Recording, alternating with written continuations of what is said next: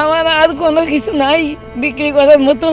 আমার ছেলেটার আর চিকিৎসা করার মতো আমার আর সামর্থ্য নাই। এই কথাগুলো বলতে গিয়ে চোখের পানি ধরে রাখতে পারেননি মর্জিনা বেগম। যেই ছেলে ছিল তার একমাত্র শেষ আশ্রয়, সে এখন লড়ছে মরণ ব্যাধি ক্যান্সারের সাথে। তার এই অসুস্থতায় থেমে গেছে পুরো পরিবার।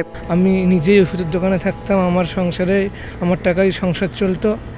এখন অসুস্থতার কারণে সে কাজটিও করতে পারি না। রংপুরের বদরগঞ্জের বাসিন্দা মাহফুজুর রহমান বাবা ছেড়ে চলে যাওয়ায় মাত্র ৮ বছর বয়সে কাঁধে নেমে আসে সংসারের দায়িত্ব।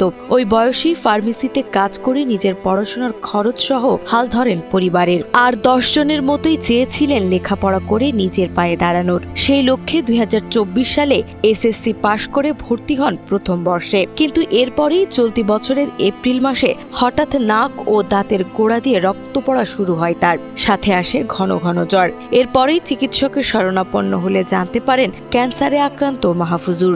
গত ফেব্রুয়ারি মাস থেকে আমার ছেলে রাত্রে প্রায় জ্বর আসতো, মাঝে মাঝে প্রায় নাক দিয়ে ব্লাড আসতো।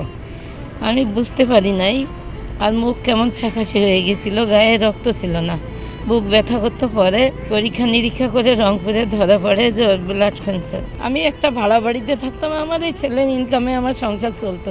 আমার ছেলে এখন আর কাজ করতে পারে না, আমার সংসারের এখন ইনকাম সোর্স নেই। চিকিৎসকের পরামর্শে রংপুর মেডিকেলে ভর্তি করা হয় মাহফুজুরকে। এরপরে উন্নত চিকিৎসার জন্য তাকে রেফার করা হয় ঢাকায়। পরবর্তীতে ঢাকার জাতীয় ক্যান্সার গবেষণা ইনস্টিটিউটে ভর্তি হয় সে। সেখানে মুখে খাওয়ার কেমোথেরাপি শুরু হয়, যার প্রতিটি ফাইলের দাম প্রায় ৩০,০০০ টাকা। এখন পর্যন্ত ৯টি ফাইল খেয়েছে মাহফুজুর। এই পর্যন্ত পরীক্ষা নিরীক্ষা, রক্ত ও প্ল্যাটিলেট দেওয়া, সব মিলিয়ে খরচ হয়েছে প্রায় ৮ লাখ টাকা। ডাক্তার বলল যে রংপুর মেডিকেলে ভর্তি হও।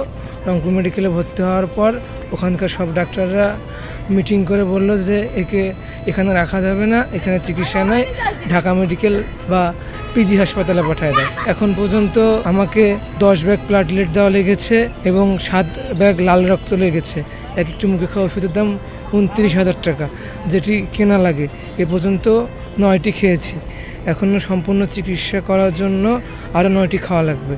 চিকিৎসক জানিয়েছেন নিয়মিত ঔষধ সেবন করলে সুস্থ হয়ে যাবে মাহফুজুর। তবে পরবর্তী চিকিৎসায় বোন মেরু সহ অন্যান্য পরীক্ষা ও ঔষধ মিলিয়ে আরো ৫ থেকে ৬ লাখ টাকার প্রয়োজন। কর্মহীন মাহফুজুর ও তার অসহায় মায়ের পক্ষে কোনোভাবেই সম্ভব না এই বিপুল পরিমাণ অর্থ জোগাড় করা। তাই তাদের একমাত্র চাওয়া, এই করুণ অবস্থায় পাশে দাঁড়াতে এগিয়ে আসবে সরকার সহ বিত্তবান মানুষেরা। বলছে যে আমার ছেলে সুস্থ হবে, সুস্থ হওয়ার সম্ভাবনা প্রায় 85 থেকে 95%, কিন্তু তার লং টাইম চিকিৎসা করা লাগবে। এখনো পর্যন্ত 2 থেকে 3 বছর 4 বছর পর্যন্ত তার ফলো আপে রাখবে।